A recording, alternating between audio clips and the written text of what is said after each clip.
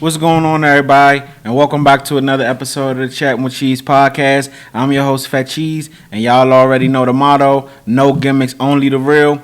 And this is episode 61. Man, I appreciate y'all for tapping in with me each and every week, man. Hey, I know y'all probably missed me last week. I normally do my episodes, but I got so much going on. I had to drop my interview, you know what I'm saying? So if y'all didn't go check it out already, please go check out my interview with professional boxer Shaquille Daly. Numbers looking good. I appreciate the support so far, but if you haven't seen it, man, go check it out before you watch this episode, man, and come back in the comments and let me know what y'all think. But for right now, we back in our football bag. We back on the, you know what I'm saying? We at the desk. Y'all know how I get when I'm at the desk. So let's go ahead and jump right into it, man. So first topic of the day, man. Is it time to hit the panic button on the Dallas Cowboys? This past weekend, we had some crazy games go on. We had a lot of field goals blocked. But one of the biggest talking points, it feels like every week when football is going on, is what's going on with the Dallas Cowboys. So let's go ahead and jump right into it. The Cowboys fell to the Bears 31-14 at Soldier Field in Chicago on Sunday afternoon. The Bears scored 17 unanswered points to record their first win of the season in the Ben Johnson era. Dallas, meanwhile, dropped to 1-2 on the year. Fox announcer Tom Brady said that the Cowboys are a 64-yard field goal by Brandon Aubrey away from being 0-3, and he's not wrong. Dallas, which barely squeaked past the New York Giants in Week 2, is looking like one of the worst teams in the entire NFL. But despite the Cowboys losing to the Bears in Week 3, Jerry Jones remains confident and perhaps delusional about the state of his team. Jones spoke with reporters immediately after his team's loss at Soldier Field in Chicago on Sunday afternoon. Jerry Jones said he still fully believes the Cowboys are a playoff team. He announced post-games per John Machota. The Cowboys did get some good news post-game, as it sounds like wide receiver CeeDee Lamb's injury is not nearly as bad as it could have been. Let's just keep our fingers crossed, Jones told reporters. Brady, meanwhile, who was on a call of the Cowboys and Bears game, summed up the biggest problem with Dallas right now, and it's on defense. There's not enough guys in the rush and certainly no coverage. Another wide open receiver, Matt Eberflus, is just looking for answers over there. Not rushing well, not covering well, not knowing their way on defense, Brady said live on the Fox broadcast. The Cowboys defense was burned for multiple big plays, including 4 pass plays of 25-plus yards. So, first off, we're going to start with the news on CeeDee Lamb. Y'all could tell my notes are a little outdated. This was probably a day after the game. CeeDee Lamb it's been announced that CeeDee Lamb has a high ankle sprain. He's going to be out bare minimum of the next 2 games, and they possibly thinking about IR where he could miss the next 4 games. And also, we got news that Tyler Booker, the rookie right guard, also has a high ankle sprain, and he's going to be out for 4 to 6 weeks. But to answer my question, is it time to hit the panic button? Absolutely, it's time to hit the panic button. This is not a good football team. I've been a fan of this team for my entire life, but I've also been a football fan for my entire life, just enjoying the game of football. Football is my favorite sport. Certain teams you can look at and tell early who's going to be a contending team and who's going to be those top echelon teams and the teams that are not. The Dallas Cowboys fall in that teams that are not going to be top echelon teams during this season, in this season period. This is just not a good football team. You know, the defense is atrocious. And I understand that, you know, people want to you can make all the excuses that you want to make. And I don't even want to get tongue twisted right now. But it's just not a good team. They can't cover anybody.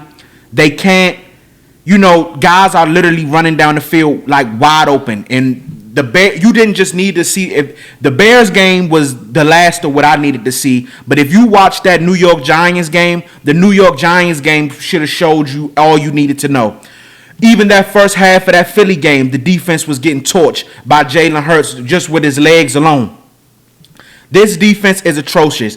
Jerry Jones allow his feelings and his ego to basically end the season before it even started. I don't care what anybody says. I don't care what nobody say. Them trading Micah Parsons basically was Jerry Jones and them giving up on the season, in my opinion.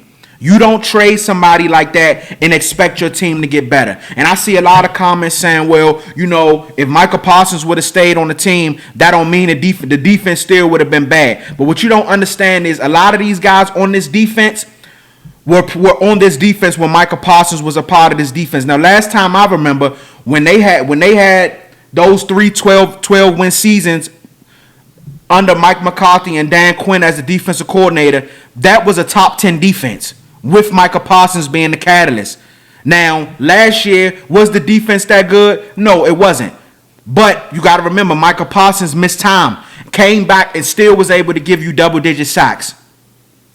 This team this year, it's like, okay, when Jerry announced the trade of Micah, he said that the deal, it should make the defense better because now we'll be able to stop the run. Well, teams don't have to run the ball now because all they're going to do is throw the ball over your heads. And you don't even know if you could still stop the run, if you could still even stop the run, because teams are just going bombs over Baghdad on you. Everything is over the top.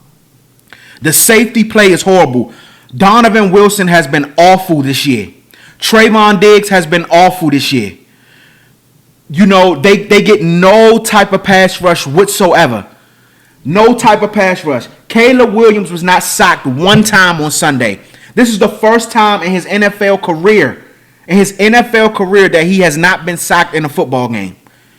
You got Caleb Williams and Russell Wilson, and this is not me poo-pooing on them, but you have Caleb Williams and Russell Wilson, who people would not consider top echelon quarterbacks in this league. Russell Wilson just was benched today. Earlier today, an announcement came through that the Giants will be moving forward with Jackson Dart. Russell Wilson threw for 450 yards on this Cowboys defense. 450 yards.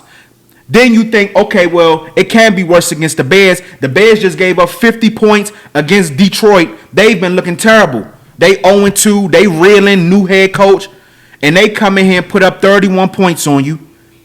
Then what make it even worse, you lose CeeDee Lamb in the game. Now he's going to be out for some time. And, it's just all bad. I mean, guys literally running wide open. That flea flicker that they threw was one of the slowest flea flickers I've ever seen since I've been watching football. And Luther Burden was literally wide open. Wide open. Malik Hooker, oh my God, bro. It's just like you got Khair Elam coming down, but Malik Hooker is coming down. Like, bro, why are you coming down like you trying to make a tackle for loss in the backfield on a running back? Luther Burden was wide open. It's just like guys are out there, they look lost, like they don't have a clue what they're doing. You got Cole Kmet getting wide open in the back of the end zone for a touchdown. They go for it on 4th down. DJ Moore is wide open in the back of the end zone. It's like, it's just mind-boggling. And I'm gonna say this, right? People know, if you watch this channel, if you know me personally, I have not talked. It's 50-50 with me with Dak Prescott. I'm not one of those people that just take up for Dak Prescott because he's the quarterback of a team that I root for. I call it for what it is. If he's playing bad football, he's playing bad football. But the thing that I don't like is how people just automatically it's like they wait for Dak to make a mistake and then it's all of a sudden, oh, it's Dak's fault. Do you not understand that Dak is in one of the worst predicaments in the NFL right now? To where as though every single time him and the offense has to get on the field, they have to come away with a minimum of 3 points. They either have to get a field goal or score every time they're out there on the field. That's how atrocious the defense is, because the defense is going to allow the other team to go down and score points every time. Do you know how hard that is? Dak has to literally go out there and play a perfect game just for the team to have a chance to win. He can go out there and play a perfect game, and it's still no guarantee that they'll win the ball game. You know what I'm saying? If it wasn't for Dak and Brandon Aubrey against the Giants, the Dallas Cowboys would be 0-3. The Dallas Cowboys would be 0-3. So am I going to sit up here and bash Dak? Absolutely not. I'm not going to do it. I know it's the popular and cool and funny thing to do, but I'm not going to do it on my platform because I don't feel like Dak should be You know what I'm saying? Anytime, what other quarterback? Look at Joe Burrow. Joe Burrow was going out there putting up godly numbers last year. They didn't even make the playoffs. And now look, you turn around this year, he's put in the same predicament, and he end up getting hurt again. You know what I'm saying? It's just like, come on, man. It's like, come on. At the end of the day, and it's sad to say this, and we know, and I understand he doesn't strap up a helmet, he doesn't put on equipment, he doesn't go out on the field, but all this falls at the feet of Jerry Jones. All of this falls at the feet of Jerry Jones, and people could disagree, and I'm fine with that. But when you trade Micah Parsons a week before the season, all because your ego is as big as AT&T Stadium, and you basically, to me, in my eyes, you gave up on the season at that moment. You gave up on the season. You gave up on the season, man. And it's just unfortunate. It's very unfortunate, but this defense is awful. Matt Eberflus, I don't know what you're looking at. You don't want to run no man coverage. You're not disguising anything. You're running these zones. You are getting killed. You look awful right now. I see why the Bears got rid of you last year. I see why. Because you looking terrible. I don't know what you out there calling. The players look confused. They look like they don't know what they're doing. They look like they're not comfortable with what they're doing. But for you to go back-to-back weeks giving up 450 yards to Russell Wilson in week 2 with 3 touchdowns, and then for you to turn around and give up 298 and 4 touchdowns, 298 yards and 4 touchdowns to Caleb Williams the following week, it's abysmal, man. It's terrible. And now you have Jordan Love and a inspired Micah Parsons coming to town this week. Jerry already throwing it out there that we ain't gonna have a tribute video and all. Man, trust me, it's gonna get a lot bad before it get a lot better, Cowboys Nation. I'm just letting you know. But is it time to hit the panic button for the Dallas Cowboys? Absolutely. And for me, I've been knew what the season was gonna turn out to be. I was hoping for the best, but at this point for me, it's been time to hit the panic button. I look at it right now that the season possibly is virtually over, because if you start out 1-3. And I know they got some easy games coming up, but they play Carolina after Green Bay, I believe, and you just watch Carolina put up 27 points and donut Atlanta. So Carolina probably ain't gonna be no walkthrough either, especially the way this defense look. So yes, it's absolutely time to hit the panic button for them.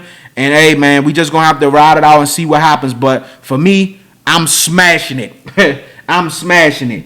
Moving on to my next one, and see what I like to do is, right, and before I made this topic up, I scanned the landscape and seeing, who was speaking on it or who wasn't, and maybe I missed some people, man, but I feel like one of these teams in the NFL that's currently 3-0, that's a shocker, and I want to send an apology to them, is the Indianapolis Colts, man. When I picked my team to who was going to be my sleeper team coming out the AFC, I'm going to keep it all the way 100. The Indianapolis Colts was not even on my mind. Man, the Indianapolis Colts are playing good ball right now, and I don't think they're getting enough love for it. I don't think Daniel Jones is getting enough love for the way he's been playing. And I know it's only 3 weeks. I know it's been only 3 weeks. But at the end of the day, all we can go off is what we've seen up to this point. All you New York Giants fans, y'all owe Daniel Jones an apology, because Daniel Jones is playing some good football right now. So the topic that I have and the question that I have, and I want y'all to comment down below. Are we buying in on the Indianapolis Colts? So the Indianapolis Colts have been the surprise team of the 2025 season, as they are off to their first 3-0 start since 2009. A big reason for this is the play of new quarterback Daniel Jones, who scored 6 total touchdowns compared to 0 turnovers through the first 3 games of the season. Jones is just the third quarterback since 1950 to start 3-0 while averaging 9 yards per attempt with 0 turnovers. His coach dropped a whopping 41 points on the rival Tennessee Titans Sunday, which were the most points a Jones-led team has ever scored in regulation. What's the reason for this turnaround for the former number 6 overall pick in the 2019 NFL Draft? Colts coach Shane Steichen says Jones has been working his tail off behind the scenes. You got a guy that's the signal caller back there that studies his tail off, looks at tape all day, every day, grinding, looking at different things, knowing the checks, understanding what we're trying to get done offensively, getting us in and out, of the right plays. Steichen said via the Indianapolis Star, that stuff pays huge dividends in this league because there's a lot going on. Obviously, this is one of the toughest positions in all of sports to play, and he's doing it right now as good as it gets.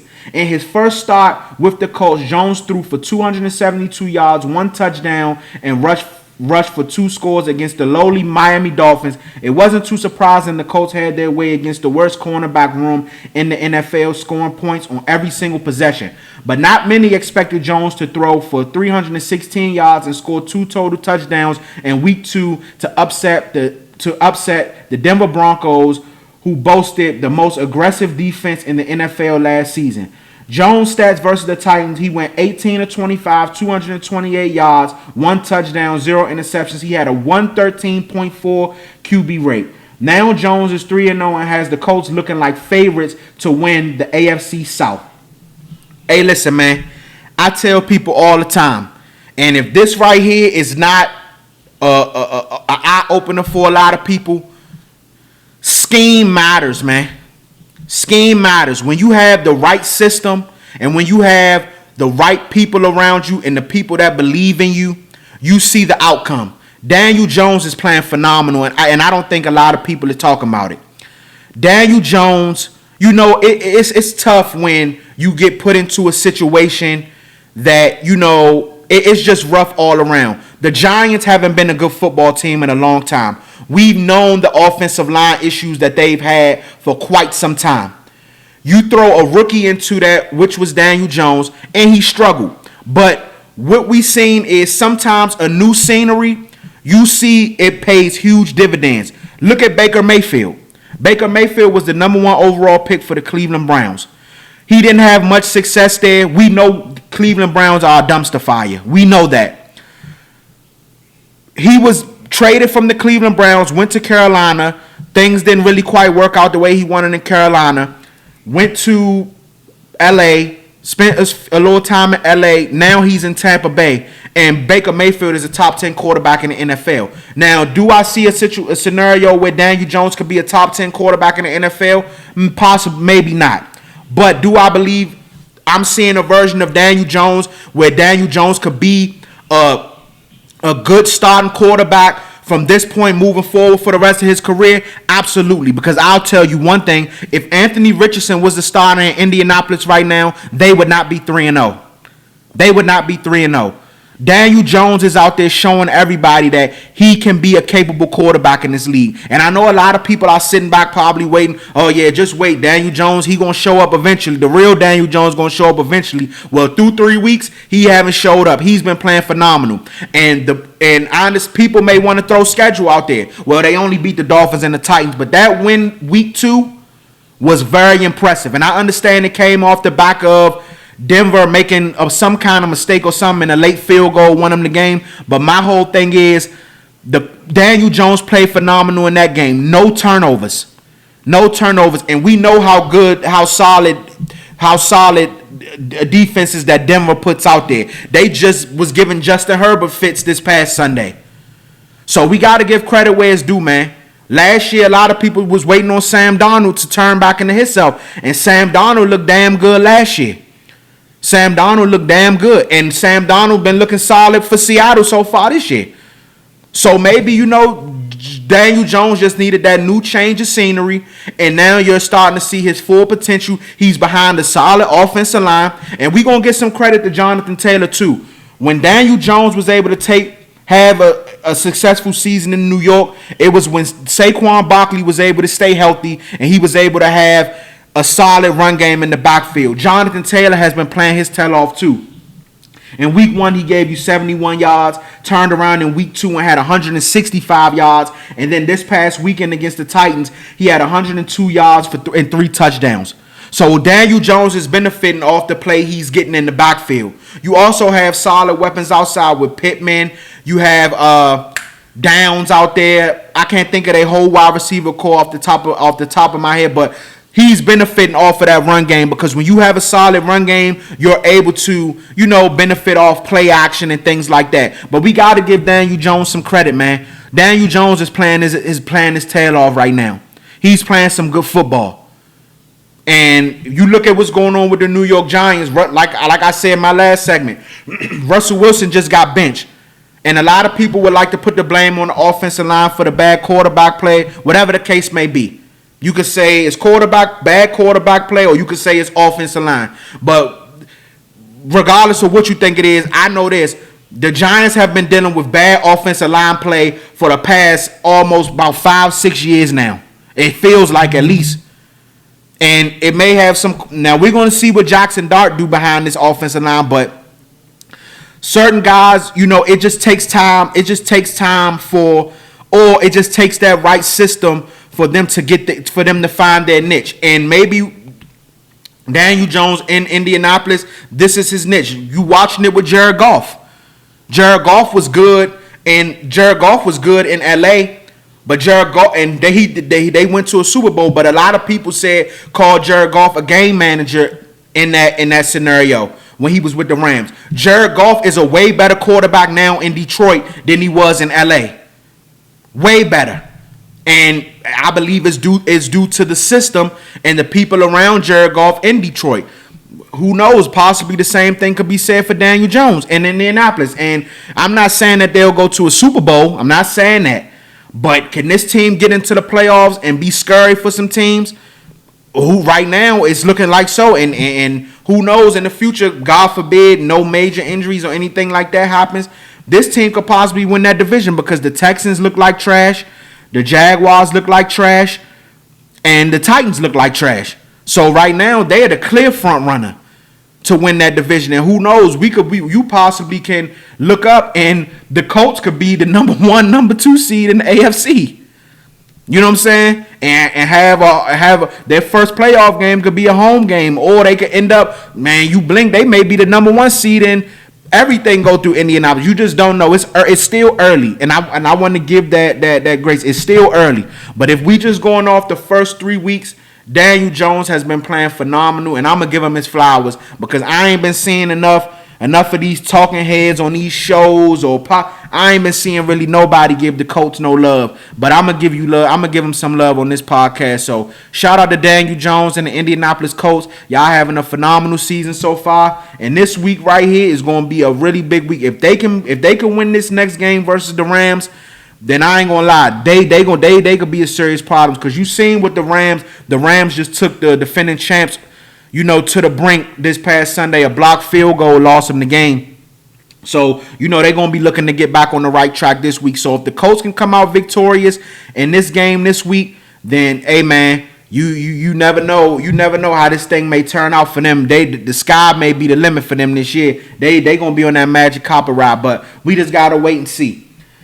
So, my next topic we going into, we just spoke on the Giants, but this topic is not about the Giants, but this is about Sunday night and what happened. So, if you watch the Sunday night game, which I did, was a little, I ended up falling asleep late in the game. It was kind of a snooze fest one. But we seen a situation where Travis Kelce and Andy Reid got into a heated discussion on the sideline. This is not the first time that this has happened. We seen it happen in the Super Bowl. And, this one right here has made a lot of headlines due to the fact the Kansas City Chiefs so far this season have not been playing very good. It felt like they were in a tug-of-war game with the Giants for most of the night. They ended up pulling it away, later on, like in the second half. But this hasn't been a good look for the Kansas City Chiefs to start out this season. And it hasn't been a good look for Travis Kelce at all. So the topic in question that I have is Travis Kelce time with KC coming to an end? And when I ask, is it coming to an end, I don't mean will they be looking to move on from him or anything. I'm saying, could this possibly be Travis Kelce last year in the NFL? Could Travis Kelce be headed towards retirement after this season? We don't know. We know that he spoke on it before, in the past. And, he is all, for some reason, every time it goes into the off season, it's brought up about him possibly retiring. But today could be this time right here. This one could be serious. So I got my notes all mixed up. So let me go ahead. Let me go ahead and get this right real quick so I can read off my topics for y'all. So I got y'all right here. 1 second. Give me 1 second. Let me get this straight. All right, let's go. So it's been a frustrating start to the season for the Kansas City Chiefs, and more specifically their superstar tight end Travis Kelce. their superstar tight end Travis Kelce. The Chiefs started the new campaign with 2 losses for the first time since 2014, with Kelce making 2 critical errors. In week 1, he accidentally collided with receiver Xavier Worthy and injured his teammate's shoulder. And in week 2, his costly bobble of the ball resulted in a critical interception in the defeat to the Philadelphia Eagles. And that discontent seemed to bubble over in week 3 during Kansas City's crucial game against the New York Giants on Sunday Night Football. Midway through the second quarter, and with Chiefs leading 6-0, Kelce was seen in a heated discussion with head coach Andy Reid on the sidelines as he left the field. The two could be seen shouting at one another, and Reid bumping the 35-year-old with his shoulder during the conversation. After the 22-9 victory for the Chiefs to give last year's Super Bowl losers their first win of the season, Reid downplayed the incident. I love Travis' passion, man. Reid told reporters, I'm okay with that. We didn't have enough of it in the second quarter. It wasn't where we needed it to be. So within reason, he knows when to back off the pedal and knows when to push it too. That's the part I love about him. The guy is all in sometimes. I have to be the policeman. He's an emotional guy. The moment brought comparison to a similar incident in the Super Bowl last year where Kelce pushed Reid so hard he momentarily lost his balance. And like that moment in the Super Bowl, the fiery encounter between the two veterans seemed to galvanize the Chiefs, not derail the team. Chiefs quarterback Patrick Mahomes threw 2 second-half touchdown passes, and Harrison Buckner kicked 3 field goals as Kansas City were able to put away the Giants to get in the winning column for the first time this season. So my thoughts on the whole situation now, I don't know. Maybe Travis Kelce has been in Kansas City for a long time. Andy Reid has been his coach for, I believe, the entirety of his career. So maybe that's just their relationship with each other where they feel comfortable enough with, if Andy sees Travis, kind of going off the rails a little bit, he knows how to push those buttons to get everything back under control. So maybe that could be their relationship. But I will tell you one thing. Sometimes, people see things in you. We just gonna call it what it is, man. Travis Kelce is not the same player that he's been, and honestly, I don't think that that's a bad thing. I kind of started to see it last year, and some people may have seen it before that, but I think this year you're definitely starting to see it, and it's hard.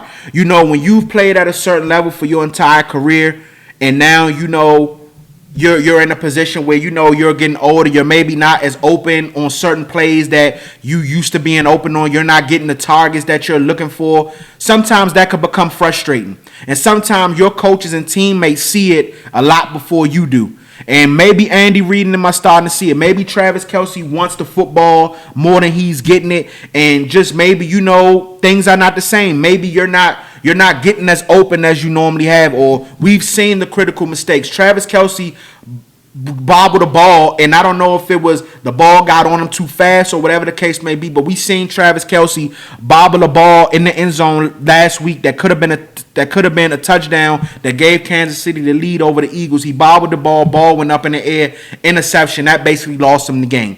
And then week 1, you run into Xavier Worthy. Now he's been out for a lengthy time, and it's just they don't have the weapons. I don't never go against Kansas City, but this is the first year where I can honestly say just having Patrick Mahomes is not going to cut it. You cannot continue just putting Patrick Mahomes out there thinking that because we have the best quarterback in football, that's going to be enough. And Travis Kelce is not the same guy that he once was.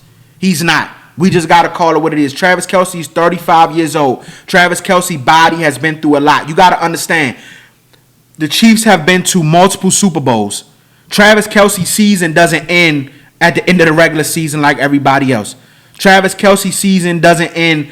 His season is either ending in an AFC Championship game or or in the Super Bowl. So he's either playing into February or late January every year.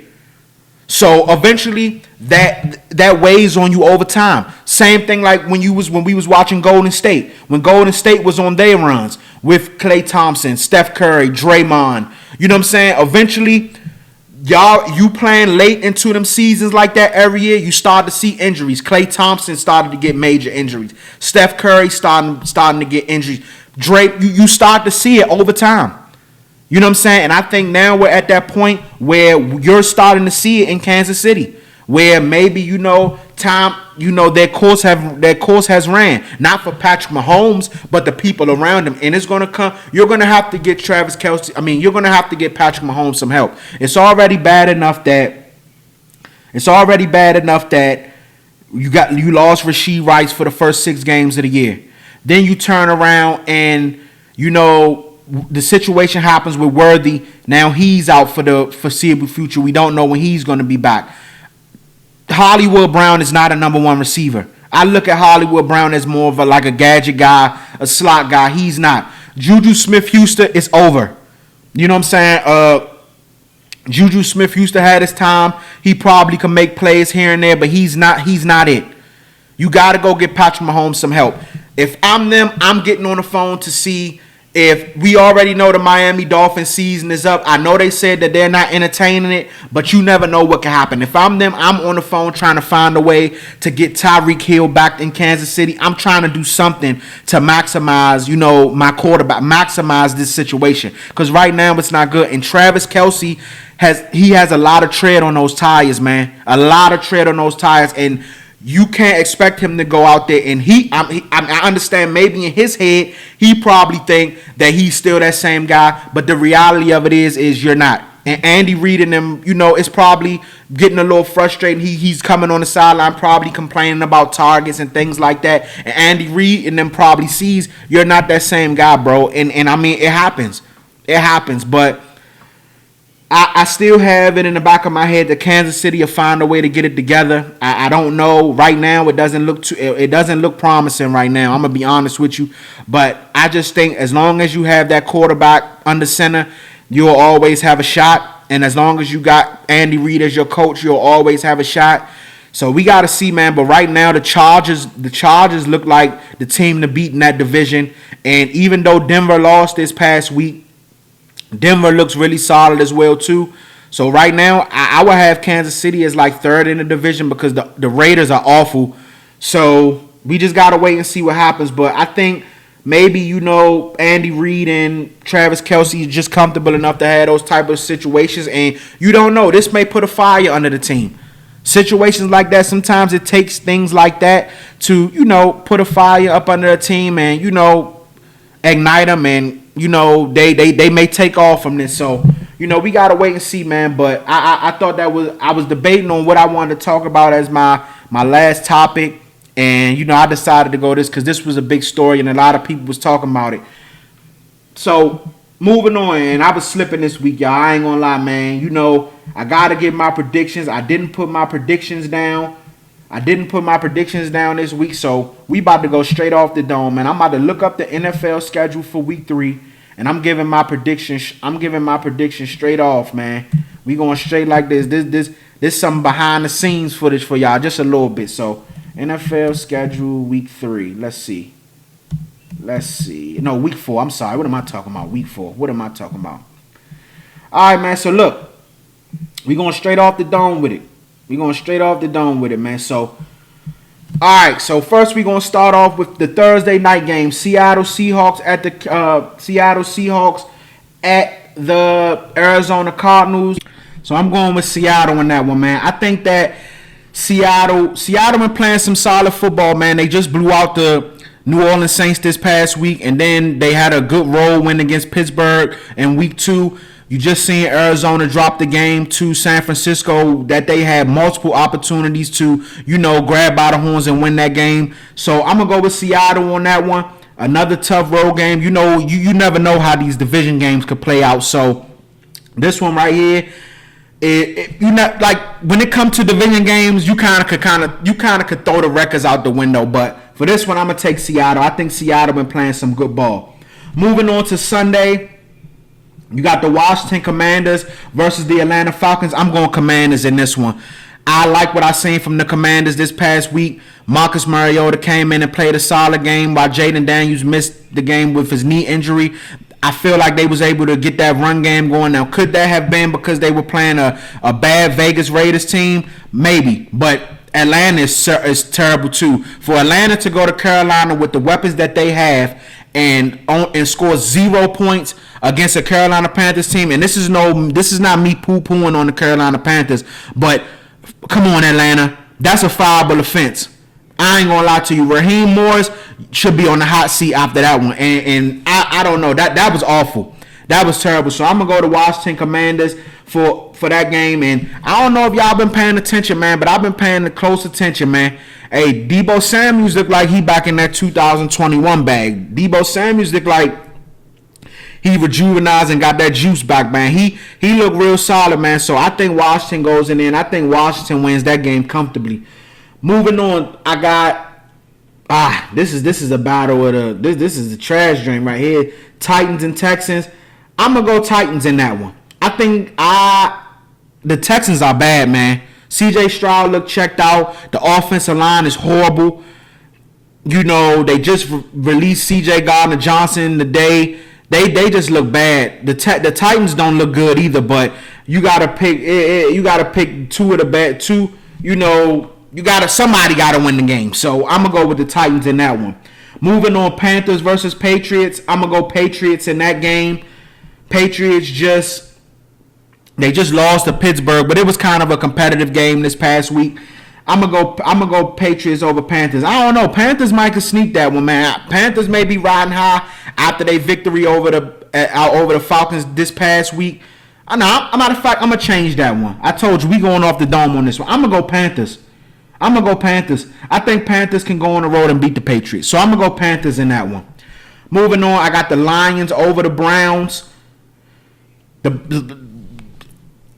Detroit, for them to go in last night and play the way that they played against the Baltimore Ravens Monday night in Baltimore, the crowd is electric. And for Detroit to go in there and win that game, that was a hell of a win by Detroit. I think, a lot of people, including myself, was fooled thinking that Detroit was going to take a step back after losing Ben Johnson and their defensive coordinator, you know what I'm saying? And they seen that week 1 game against the Packers and thought, man, Detroit about to come back down to earth. Man, Detroit looked like the same football team. Physical. They still have those weapons. Jared Goff still looks good. Hey, man, that was a big win for Detroit yesterday, and that's something that can propel them to, hey, put some respect on our name. We still one of the top teams in the NFC. So I got Detroit over the Browns. This one is so tough, man. But I think you got the Colts and the Rams. This one is so tough, man, because the Colts riding high. I picked the Colts the first 2 weeks. I picked the Colts the first 3 weeks. No, I didn't do an episode because I just dropped the interview. So I picked the Colts versus Denver, though. This one right here is tough, man. But you know what? I'm going to stick with it. I think the Colts continue their win streak. I think the Colts go into L.A. and they become 4-0. And I think they go on the road and have an impressive victory against the L.A. Rams. I can't just big Daniel Jones up like I did earlier and then turn around and pick them to lose to the Rams. So I'm going with the Colts on that one. Upset. I'm going with the Colts. I think the Colts go into L.A. and beat the Rams.